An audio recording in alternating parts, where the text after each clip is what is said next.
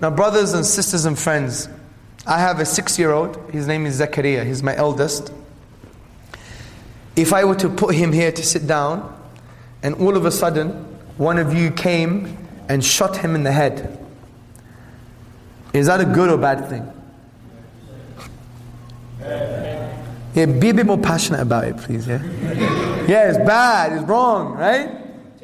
Terrible, evil. Now, is that action objectively evil or just relative? It's objective, right? You know this. There is a sense of disgust that you know, regardless, if the whole world were to come together and say it was good, it would still be wrong, right? Hello?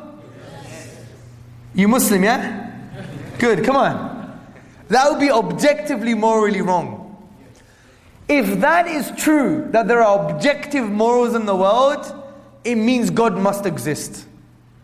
Why? Because brothers and sisters and friends, in order to have a foundation for objective morals, you require a basis for that foundation. The only basis to make morals objective is Allah, is God. Because He is the only concept that goes above and beyond human ikhtilaf, human difference, human subjectivity. There's no other basis. But atheists say no, there is other basis. Either social pressure, biology, or moral realism. I'm going to discuss what these are. So let's refute these. First, they say is biology. Biology explains the objective basis to make morals objective. This is wrong. This is wrong. Because if biology or evolution or natural selection was the basis for objective morals, then morals will not be objective, they'll be relative, they will change. Because what does biology say? Biology basically says that we are products of a lengthy evolutionary process. Our morals have evolved like our unwanted teeth and our unwanted hair. And if our morals are based upon evolutionary changes, then they're not objective because they're based on changes. This is why the atheist professor of science, Michael Rules, from the University of Guelph, he says, when you say love thy neighbor as thyself, you think you're referring above and beyond yourself. But you're not. Morals and ethics are illusory. They have no greater meaning, no objective basis. That's why the famous atheist J.L. Mackie, in his book Ethics, on the first page, what does he say? There are no objective moral values, no objective truths. This is why Charles Darwin, in the 19th century, do you know what he said? He gave an extreme example of what it means for us to be just a result of biology, our moral inclinations to be just as a result of biology. He said, if we were to be reared like the hive bees, we would think it's okay to kill our fertile daughters. And if we were to be reared like the nurse shark, we would think it's okay to rape women.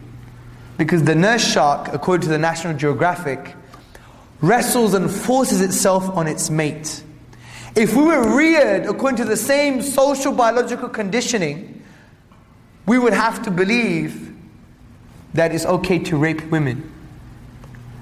So it shows that if biology becomes a basis for your morality, it has no meaning, no objectivity.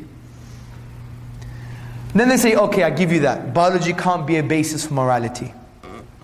What about social pressure? Humans can come together and agree on what's right or wrong objectively. But again, this is wrong. Because look at Nazi Germany. In the 1940s, there was a consensus in Nazi Germany that it was okay to kill 6 million Jews. Yes, some people disagreed with it, but many people came together and agreed with it. If we agree that social pressure becomes a basis for objective morals, then how can you say what happened in Nazi Germany was wrong? And we know this is absurd. So social pressure is out of the window. The last point they say is, what about moral realism? Do you know what moral realism means? It basically means morals are objective because they just are. You can't have your cake and eat it. Then I could say Islam is the truth because it just is. Or the Quran is from Allah because it just is. No justification whatsoever.